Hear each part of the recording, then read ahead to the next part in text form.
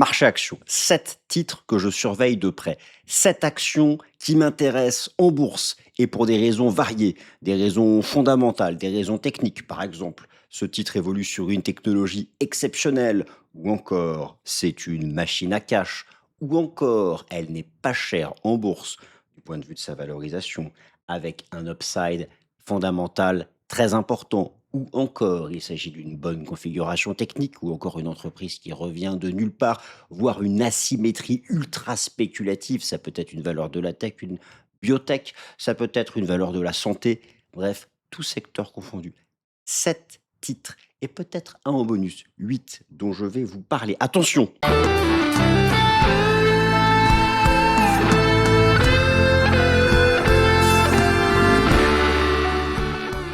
Cette émission vous est présentée par Swissquote. Le contenu de cette vidéo ne constitue en aucun cas un conseil financier. Merci à tous. Ce ne sont pas des conseils en investissement. Je ne vous dis pas acheter aujourd'hui. C'est cette action. Mais je vais vous développer mes arguments, vous dire pourquoi elle m'intéresse. Naturellement, je compte sur vous pour passer tout ça à la moulinette de votre esprit critique, partager vos critiques à la fois positives et négatives, dans le respect. Une critique agressive perd toute crédibilité et je serais très heureux que vous ne soyez pas d'accord avec un titre que je propose ou que vous mettiez en avant des risques, car nous sommes là pour échanger. Mais moi, je vous partage, vous savez, ici, toujours ce que je pense et je partage toujours mes plans et tout est public et je n'efface aucune vidéo et tout le monde peut reprendre ce que j'ai dit. Honnêteté et franchise. Alors, cette action, je vous donne le nom de ces 7 actions et ce que je vous propose, c'est qu'on passe ensuite directement là, derrière, sur mes slides fondamentaux et bien sûr, nous allons toutes les regarder sur le plan de l'analyse technique. Alors, quelles sont-elles ces 7 actions? Je vous les donne. Je commence par Applovin. Applovin, vous connaissez probablement Applovin, ce leader de l'IA publicitaire, une petite pépite. Stratégie Vertiv, Micron, Yonkyu, Nokia, Intelia et peut-être que je vous dirai un mot sur AMD. Bien sûr, je mettrai aussi comme chaque semaine à jour mon analyse technique de l'indice S&P 500. C'est parti, nouvelle édition du Top Gun. 7, 6, 5, 4, 3, 0, 7 titres, les amis, 7 actions en bourse sur le marché action mondial qui m'intéressent pour des raisons variées, techniques et fondamentales. Et j'espère qu'à chaque fois, chacune de ces raisons va vous titiller, va susciter votre intérêt. Attention, il n'y a dans cette vidéo aucun conseil en investissement. Et vous pouvez naturellement faire tout le contraire de ce que je vous propose. Le mieux étant quand même de réfléchir par vous-même et de vous poser la question de savoir est-ce que finalement ces 7 actions ont réellement un intérêt ou n'en ont-elles pas du tout. Chers amis, le plan, je vous l'ai donné juste avant, dans une introduction que j'ai voulu courte. Et donc, comme je veux cette introduction courte, et je veux que cette vidéo soit à l'image de cette introduction, c'est-à-dire moins de blabla possible, alors que je suis déjà en train de blablater. Marché action, une thèse d'investissement long terme, c'est quoi alors? Thèse d'investissement long terme, je vais retirer long terme, mais bon, voilà. Oui, alors moi, quand je construis mes PowerPoint, hein, quand je construis mes présentations, je pars sur, différents alors une thèse, voilà, c'est quoi? Marché action, une thèse d'investissement, c'est quoi? Vous voyez le titre ici qui se trouve en haut, à droite. En fait, ce sont des je cherche des sources d'intérêt à une action. Alors là, j'ai essayé de rassembler ce qui m'intéresse le plus. Ce sont des raisons soit fondamentales, soit des raisons techniques. Tout d'abord, donc je ne l'ai pas mis dans ce tableau, ça peut être une raison purement technique. Moi et je vais bientôt vous faire une vidéo sur ce sujet. J'ai des configurations techniques que j'estime être magiques, hyper puissante. Il y a sur les graphiques de long terme des configurations graphiques ultra puissantes qui parfois ont lieu que tous les 3, 4, 5 ans, parfois même davantage. Alors quand elles se présentent, il faut les saisir. C'est possible que parmi ces 7 titres, il y ait une ou deux de ces configurations, donc restez jusqu'au bout. Donc moi, ce qui m'intéresse, c'est chercher des asymétries. Chercher des asymétries. Asymétrie, risque. Un potentiel de hausse supérieur au risque de baisse. Une tendance structurelle forte. Alors, une asymétrie, une action qui m'intéresse en lien avec une asymétrie, c'est par exemple une asymétrie entre l'offre et la demande. C'est-à-dire que le marché est demandeur d'un produit et il n'y a qu'une entreprise ou quelques-unes qui sont capables de proposer ces produits. Et la demande prospective est telle qu'il y a une visibilité sur le carnet de commandes de cette ou ces entreprises. Cela peut être aussi donc une tendance structurelle forte. La croissance vient d'une évolution mondiale profonde, pas d'un simple effet de mode. Cela peut être un avantage concurrentiel durable, c'est-à-dire une entreprise qui a un produit, elle est le seul à le faire, elle est seule, c'est sa technologie, son produit à elle, elle a très peu de concurrents, et logiquement, on peut se dire qu'il y a des bonnes raisons que le titre monte. Alors, attention, parfois, un titre peut être dans une tendance structurelle forte, avoir une asymétrie offre-demande et avoir le produit unique que tout le monde aimerait avoir, en tout cas un avantage concurrentiel, mais être déjà beaucoup trop cher. C'est pourquoi, dans les titres qui m'intéressent, je cherche des valorisations raisonnables, une tendance structurelle forte, une asymétrie entre l'offre et la demande, un avantage concurrentiel et un titre qui soit pas trop cher d'un point de vue de ses fondamentaux. Car une entreprise peut avoir tout ce qu'elle veut en termes de perfection, peut avoir tous les avantages, mais être en tendance haussière depuis déjà tellement d'années et être en termes de rapport entre son prix en bourse et son chiffre d'affaires, son profit passé, ses profits futurs, déjà beaucoup trop cher. Donc il faut que la valorisation reste raisonnable. Ça peut être enfin une capacité exceptionnelle à générer du cash, c'est-à-dire des taux de marge incroyables. C'est ce que c'est la marge, hein. C'est vous partez du chiffre d'affaires et puis derrière, c'est l'EBITDA, c'est le résultat net. Quand une boîte a une marge nette de 50 ou 60, imaginez, vous vendez 100, vous avez 100 de chiffre d'affaires, après toutes les charges, les coûts, et cetera, les salaires, et il vous reste 50 ou 60 dans la poche. Des marges comme ça, gling, gling, gling, gling, machine à cash, pareil. Alors, faut pas que l'entreprise soit beaucoup trop. Donc, moi, c'est ça que je cherche dans le marché. C'est ça que je cherche. Il y a des milliers d'actions à travers le monde. Je vous en propose 7. Ces 7 actions que je vais vous proposer n'ont pas toutes ensemble ces qualités.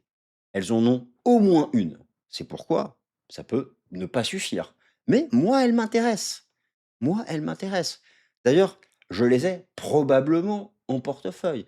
C'est pourquoi ici j'insiste, il n'y a pas de conseil en investissement ni d'incitation, mais simplement un miroir de la pensée analytique de Vincent Gade. C'est tout. Voilà. Et quand l'émission est terminée, vous pouvez éteindre la télé et supprimer et oublier, bien sûr, ces arguments. Non, mais j'insiste là-dessus parce que c'est important. Alors, 5 actions que je surveille pour différentes raisons. 5 actions que je surveille pour différentes raisons. Elles sont ici. Alors, je commence par ce slide, parce que moi, j'aime bien la valorisation. C'est pour vous montrer que les actions dont je vais vous parler, elles sont vraiment sur des schémas variés. Certaines ne gagnent même pas d'argent. Eh ben oui. Je vais vous parler de 2 actions. Alors, elles font du chiffre d'affaires, mais elles sont pas rentables. Oui, dans ces 7 actions qui m'intéressent, il y en a qui sont pas rentables. Oui, mais on peut être ne pas rentable. Imaginez, l'action peut perdre 90 depuis son record. Ça peut être peut-être intéressant de la racheter tout en bas. Ça peut être aussi une asymétrie, ça. Après moins 90. Bon, donc je vais vous parler de l'action stratégie, premier détenteur de Bitcoin du monde. Je serai assez rapide parce que je l'ai déjà traité dans mon émission spéciale sur Bitcoin. Je vais vous parler d'Aplovin avec son logiciel qui s'appelle Axome et qui est une petite pépite quasiment unique de l'IA publicitaire. Je vais vous parler de Vertive, qui est le leader mondial des systèmes de refroidissement des GPU IA. Je vais vous parler de Micron, un des 3 leaders mondiaux de la mémoire vive IA. Et pour quelle raison je vous en parle de Micron alors que c'est déjà tout en haut vertical? Parce que c'est pas cher. Le PE forward est de 6. 6, c'est rien. Donc l'action a fait 1000% en un an, 1000% d'hausse. Et son PE forward n'est que de 6. Un tout petit 6. Ça peut monter à 40 ou 50 en PE forward. Easy. Et ce serait même pas excessivement cher. Je vais vous parler de stratégie et Yonkyu qui sont pas rentables. Alors, je vais vous parler d'Aplovin, une petite pépite dans son domaine qui n'est pas chère malgré son parcours boursier récent. Je vais vous parler de Vertiv qui globalement est correctement valorisé, plus tellement bon marché, mais qui est leader dans son domaine. Et là, je pense qu'il y a quelque chose à continuer de jouer. Et je vais aussi vous parler, parce qu'elles ne sont pas toutes ici, je vous les ai données en introduction, je vais vous parler de Nokia. Nokia, vous allez me dire Nokia, Nokia c'est fini. Il n'y a plus de téléphonie, ils font plus de téléphone, ils font plus de smartphone de dernière génération. Ah oui, mais Nokia, ça revient fort dans l'intelligence artificielle. Et je vais vous parler de Intelia, une biotech ultra spéculative, ultra spéculative. Et je vais vous donner aussi un mot de AMD. Alors c'est parti. Applovin, une entreprise de croissance exceptionnelle. Et au passage, on regardera les graphiques. Donc Applovin, c'est une entreprise de croissance exceptionnelle. Donc vous avez compris, Applovin, ils ont une petite pépite, petit, un petit logiciel qui s'appelle Axum. Euh, Ce qui est intéressant avec Applovin, c'est que pendant longtemps, c'était un spécialiste des applications jeux vidéo. Puis ils ont tout arrêté. Ils ont tout revendu depuis 2025. Pourquoi? Parce qu'ils sont leaders mondiaux. Ils ont un algorithme qui permet de faire du ciblage publicitaire, tout secteur confondu, pour tout type d'activité, pour tout type d'application, tout type d'activité. Et c'est une pépite. Tout le monde demande leur algorithme. Ils sont capables de cibler exactement les prospects qu'il faut cibler avec le bon discours, le bon langage. C'est une pépite. Le chiffre d'affaires explose, les marges explosent. Et ça, c'est vraiment tout récent. 60% de croissance du chiffre d'affaires sur un an, une marge nette de 60%. Non mais est-ce que vous vous rendez compte? Une marge nette de 60%. Vous avez votre chiffre d'affaires, vous passez les différents postes, tous les coûts divers et variés, vous arrivez au résultat net et le rapport entre les deux, c'est 60%. Je vous jure, dans le marché, trouver une machine à cash, trouver des marges nettes de 60%, c'est compliqué. Et pourquoi ça m'intéresse, alors que le parcours boursier est déjà costaud? Parce que elle est pas chère en termes de PE forward. Dans le secteur de l'IA, c'est rien un PE forward de 20. Donc celle-là, elle m'intéresse, c'est un horizon d'investissement sur 3-5 ans. Donc on peut dire que c'est une thèse de long terme. Elle m'intéresse et je vais vous montrer donc ici donc, son graphique sur Appovin. Donc c'est un titre qui a déjà bien progressé. C'est une tendance haussière, mais c'est une belle tendance haussière de fond. D'ailleurs, à l'époque ici, regardez, donc ça c'était l'ancien record de 2021, le breakout ici qui a eu lieu en septembre 2024. C'est une belle tendance haussière. Et moi, j'estime que cette tendance haussière, dès lors que le marché eh bien, entre dans une phase de correction, revient dans cette grosse zone support ici qui va se trouver entre les 250 et les 350 dollars, c'est une opportunité. En plus, le titre est dans une phase de prise de profit depuis maintenant quasiment un an, une phase de transition latérale. Le potentiel est énorme, le titre n'est pas cher. Ça, c'est typiquement un titre qu'il faut acheter lorsqu'il revient au contact de sa zone support. Alors que je vais donner très large, entre 250 et 360 dollars, mais il y a déjà un premier support au niveau des 360 dollars. Donc ça, je ne sais pas si vous la connaissiez, mais c'est donc une petite pipette avec son logiciel Axome, spécialiste donc de l'IA publicitaire. Ils sont capables de dire en fait à chaque domaine, chaque type d'application mobile, quel que soit le secteur, voilà exactement ce que vous devez faire pour bien optimiser vos campagnes publicitaires. Donc, Applovin. Ensuite, je continue. Deuxième titre dont je souhaite vous parler. Alors oui, Applovin, par rapport à ses pairs, n'est vraiment pas cher sur le plan du fondamental. Je vous montre ici le forward ratio. Donc, malgré sa hausse, eh bien, alors, le titre corrige depuis septembre dernier. Le PE forward n'est que de 23. On est vraiment sur un PE forward qui est très bas. Si vous comparez à Oracle, si vous comparez à Microsoft, si vous comparez à Netflix, alors, surtout ici à Palantir, on est vraiment dans le bas du tableau. C'est une machine à cash. Voilà.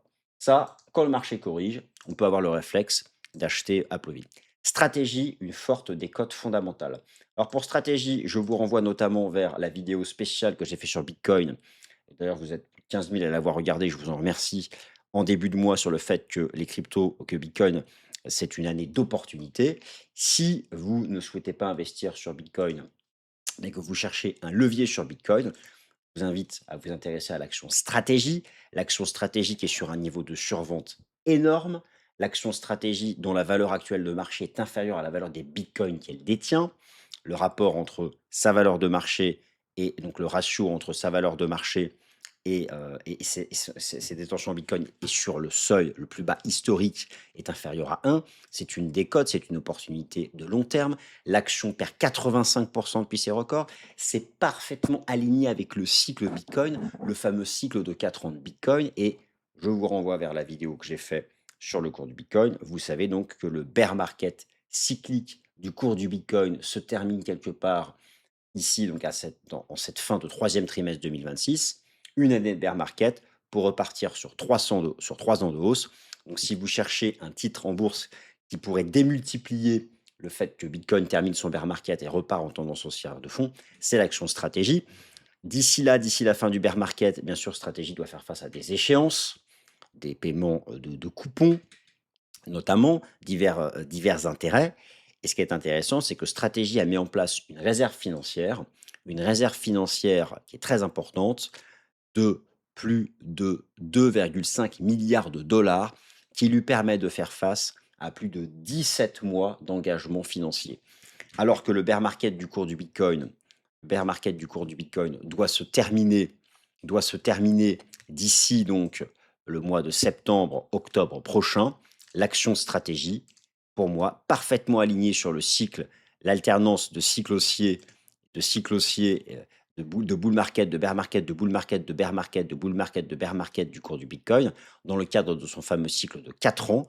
Le titre a retracé quasiment 85% de tout son ancien bull market. Des premières divergences sont en train d'apparaître prime momentum. La valeur de marché est inférieure à ce qu'elle détient en Bitcoin. Elle a mis en place sa réserve. Bref, là, pour moi, on est sur cette fin d'année 2026, sur une thèse d'investissement long terme, surtout si vous croyez dans la poursuite du cycle de 4 ans de Bitcoin. La poursuite du cycle de 4 ans de Bitcoin. Je vais réillustrer ça, hop, même si je vous renvoie vers la vidéo que j'ai faite. L'alternance, donc ce cycle de 4 ans structuré autour du halving quadriennal, cette succession de bull market, bear market, halving, bull run, bear market, halving, bull run, bear market, halving, bull run, bear market, halving, bull run, etc., etc., etc. L'action stratégie permet donc de jouer ça, mais sur le marché action. On est clairement ici dans une phase de bottomisation. Bref, l'action stratégie donc m'intéresse pour l'ensemble de toutes ces raisons. On continue. Maintenant, VRT, le leader du refroidissement des GPU IA. Alors, c'est un leader mondial. Il y a quelques gros concurrents, mais vraiment Vertiv, en tant que pure player sur ce domaine, est vraiment le leader. C'est complètement indispensable aux GPU IA. En plus, Vertiv a mis en place en fait des produits qui sont spécifiquement dédiés aux GPU IA Nvidia, mais pas que, puisque vous savez que concrètement, Nvidia, c'est 80% du marché des GPU IA, AMD 10%, puis après il y a le reste. Bon, ça, c'est une façon de jeu. Et puis, c'est globalement, ça tourne autour des systèmes de refroidissement de tous les data centers en général. Et vous savez bien que il y a une asymétrie, il y a une asymétrie, vous en avez parlé à plusieurs reprises. Il y a une visibilité de 3 à 5 ans sur la construction des data centers, sur la demande des data centers. Ça, c'est pareil. Tout à l'heure, je vous montrais Applovin. Moi, j'estime que c'est un titre que lorsqu'il corrige, je reviens sur le support majeur, il faut s'y intéresser. Vertive, c'est pareil. Dès que vous avez une correction de la tech de court terme, se positionner sur Vertive, c'est une bonne stratégie. Donc, on est vraiment ici, si vous voulez, sur un effet d'échelle grâce à la demande IA. Elle bénéficie de la croissance IA sans dépendre d'un seul modèle IA, car ces systèmes de refroidissement, en fait, sont compatibles avec tout type de data center. Donc elle est correctement valorisée. Je vous en ai parlé en début comment dire, de vidéo. Elle est correctement valorisée. C'est déjà une belle tendance haussière de fond. Je suis d'accord. C'est une belle tendance haussière de fond. Elle évolue actuellement dans un range. Et moi, ces titres-là, je les connais.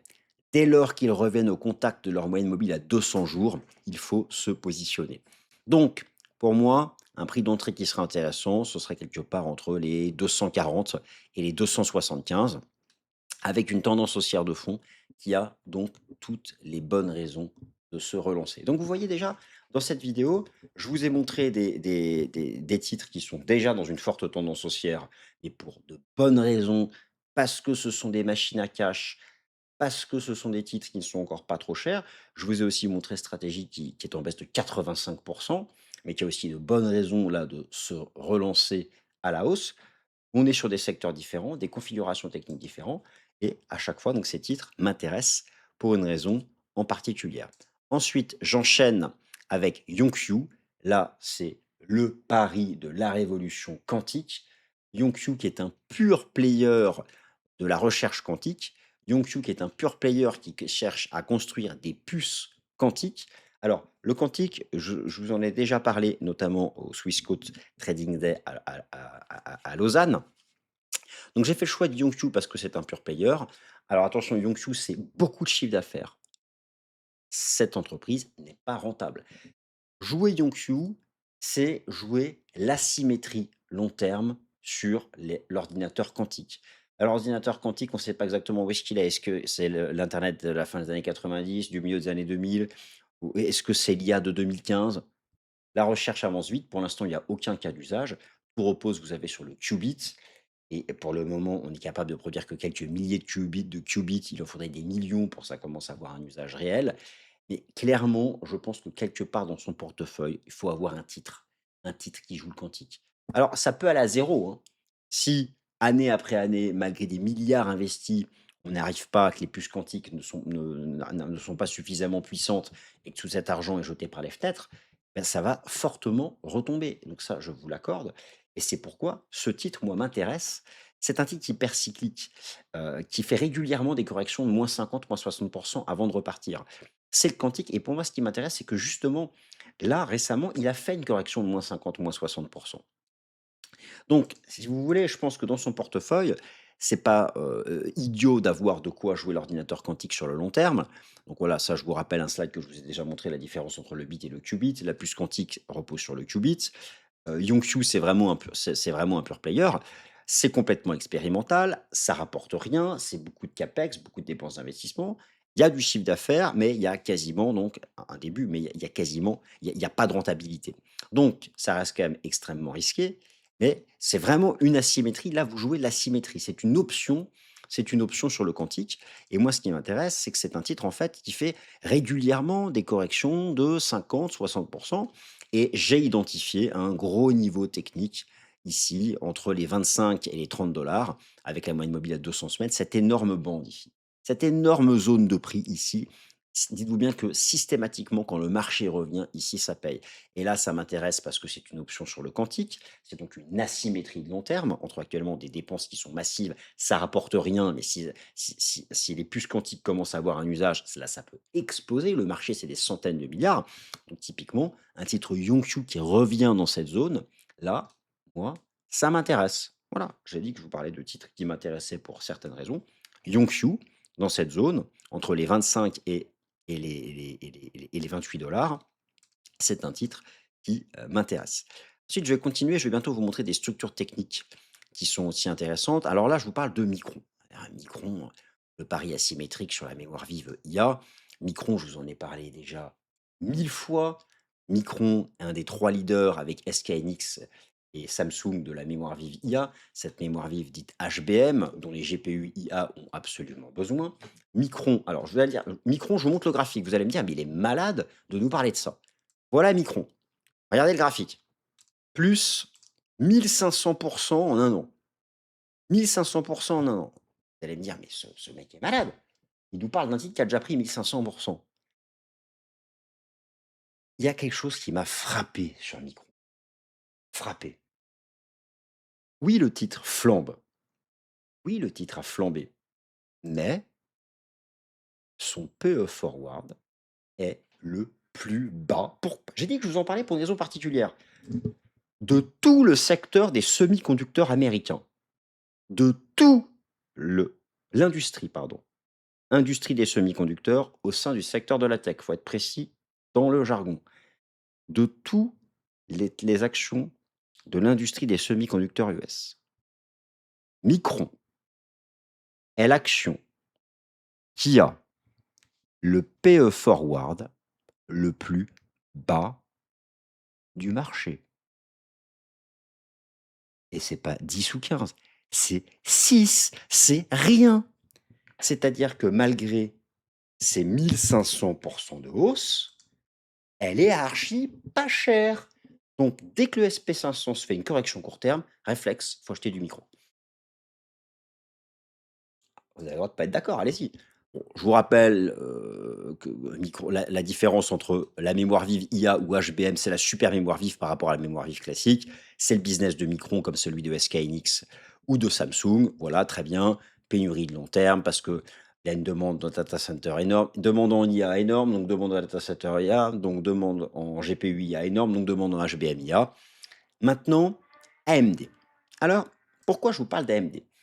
Je l'ai pas mis dans en fait, c'est un peu le 8e. J'en ai d'autres qui arrivent, hein. J'ai encore, donc il y a encore AMD, Nokia et Intelia. Restez bien parce que Nokia et Intelia, c'est ultra spéculatif et ça va vous faire vibrer. Moi, ça me fait vibrer. Restez jusqu'au bout pour Nokia et Intelia. Pourquoi je vous parle d'AMD? Tout le monde connaît Nvidia, fabricant de GPU IA, d'accord? C'est les processeurs qui font tourner l'IA. Nvidia, c'est 80% de part de marché. Il n'y a pas de challenger. Enfin, si, il y en a un, justement, c'est AMD. Tout doucement, AMD viennent d'atteindre 10% de part de marché.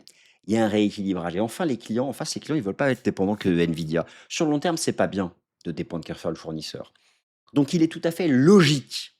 En plus, ils ont des très bons produits, AMD. Il est tout à fait logique que sur le long terme, petit à petit, il y aura un rééquilibrage Nvidia-AMD, peut-être pas 50-50, mais AMD va continuer de prendre des parts de marché. Le seul problème avec AMD, c'est que c'est déjà cher en termes de PE forward. Mais malgré tout, le marché fait toujours des corrections. 40 en PE forward, oui, c'est cher, c'est pas non plus 80. Malgré tout, ce que je veux dire par là, c'est que quand la tech va corriger à court terme, et donc rappelez-vous que toutes les corrections court terme de la tech sont des opportunités, vous pouvez vous dire, mince, j'en profite pour acheter Nvidia ou AMD. Il pourrait être intelligent ou il pourrait ne pas être idiot de vous dire, pourquoi pas plutôt mettre un peu de AMD, eu égard au fait que AMD, qui est le challenger de Nvidia, commence donc à gagner en part de marché. Petit à petit, peut-être là, 10% de part de marché, ça peut monter à 15-20% sur le long terme. Voilà. C'était plus une parenthèse qu'un des titres dont je voulais vous parler. Et maintenant, je termine sur 2 titres ultra spéculatifs. Et je vous invite donc à vous boucher les oreilles et à absolument ne pas les acheter. Intelia, le pari, c'est une biotech qui travaille sur des médicaments capables de modifier l'ADN. Le pari sur l'édition génétique CRISPR in vivo. En clair, modifier l'ADN. Potentiellement une validation clinique majeure pourrait avoir lieu par la FDA américaine en 2027. Actuellement, ça ne gagne rien, c'est pas rentable. Mais si à partir de 2027 et progressivement jusqu'à 2030, la FDA américaine, grâce à il faudrait des succès cliniques. Vous savez, tout le processus de validation par la FDA aux États-Unis, qui est le régulateur des médicaments US, si vous voulez, le régulateur santé US. Si ça passe, si c'est du succès, si les essais sont bons, et que la FDA valide les médicaments Intelia Therapeutics, ça va exploser. Ça permet de guérir de nombreuses maladies rares par modification de l'ADN. Et je vais vous montrer la configuration technique qui est en préparation sur Intelia. Regardez, moi j'adore ce genre de structures en fait, qui sont des structures latérales qui durent des années avant la sortie par l'eau. Regardez un peu comme a fait GenFit. Regardez GenFit à l'époque. Rien à voir, mais bear market, phase latérale de plusieurs années, on sort par le haut, c'est parti, nouvelle tendance haussière. Intelia commence gentiment à faire ça. Alors vous avez vu, hein, je vous ai montré dans mes 7 actions des trucs qui sont tout en haut. Je vous ai montré des actions qui ont fait plus 1000%. Et là, je vous montre une qui fait moins 95. Potentiellement, ça va à zéro. Mais si Et c'est là où c'est asymétrique. C'est une asymétrie secteur de la santé, asymétrie biotech ultra spéculative. Si la FDA américaine valide ces médicaments qui permettent de modifier l'ADN, Intelia, ça fera minimum ce que ça a fait là. Mais peut-être que s'il n'y a pas de validation et que les essais cliniques sont un échec, ça va continuer d'osciller de temps à zéro. Faites ce que vous voulez. Je vous montre juste. Renseignez-vous sur Intelia. Ah, ça n'a rien à voir avec Micron ou Vertive ou Aplovine ou encore Stratégie. Ce sont des tests complètement différentes, mais ça m'intéresse. Et enfin, le grand retour de Nokia. Alors, Nokia, rappelez des téléphones Nokia. Nokia qui a complètement manqué le coche des smartphones, et ben Nokia revient, Nokia redevient rentable depuis 1 an, 2 ans, car Nokia a pris le virage de l'IA. Nokia évolue désormais dans le secteur de l'infrastructure IA, et Nokia est pas cher, que ce soit en termes de price to sales ou de PE forward. Désormais, réseau télécom et optique IA. Ça y est, c'est fini Nokia, les téléphones pourris il y a 15 ans. Enfin, c'était des stars dans les années 2000, mais c'est devenu pourri avec les smartphones, avec les iPhones notamment. C'est le virage IA est pris et regardez-moi cette structure technique. Regardez, c'est comme GenFit, ça a fait comme GenFit. GenFit, regardez, hop, le gros rang, j'en sors par le haut. Et Nokia, regardez, Nokia qui était une star entre 97 et 2000, a reculé, a refait une. 2007, c'est un peu reparti. Puis après, avec l'explosion des iPhones d'Apple, ça a coulé. Là, ça fait un range entre 2012 et 2026.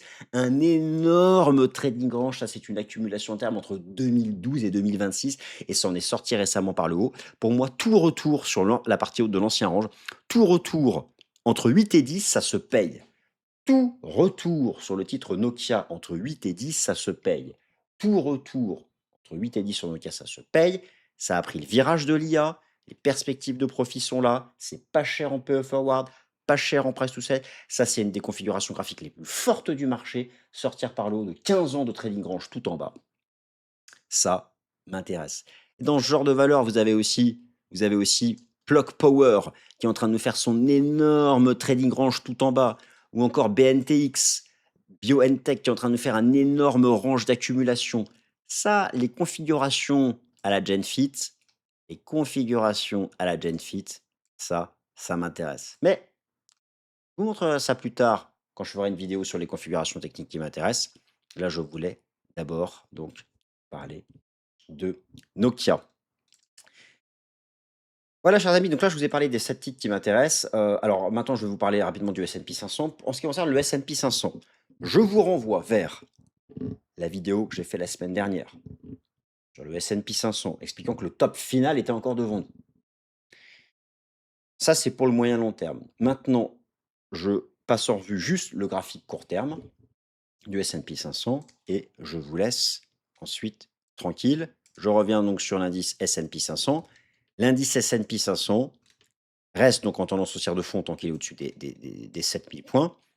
Pour ce qui est du graphique court terme, au moment où j'enregistre cette vidéo, aucun support n'a été cassé. Le marché évolue donc toujours au-dessus du Kumo Daily du système Ichimoku, de la Kijun. Tant qu'à court terme, on tient les 7450, c'est haussier. Donc, sur le moyen long terme, tant que le marché est au-dessus des 7000, 7100, c'est haussier. Et à court terme, tant que le marché est au-dessus des 7450, c'est haussier.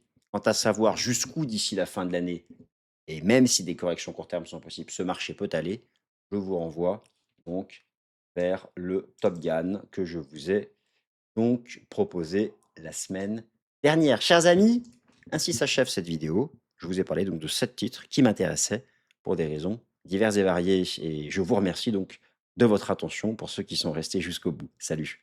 Ce contenu est informatif et éducatif destiné aux personnes connaissant les marchés financiers. Il ne constitue pas un conseil en investissement, juridique ou fiscal. Le trading et l'investissement comportent des risques, notamment la perte de capital. Les CFD et actifs numériques sont volatiles et ne conviennent pas à tous. Swissquote décline toute responsabilité quant à l'exactitude du contenu ou aux pertes liées à son usage. Produits et services disponibles selon la législation en vigueur.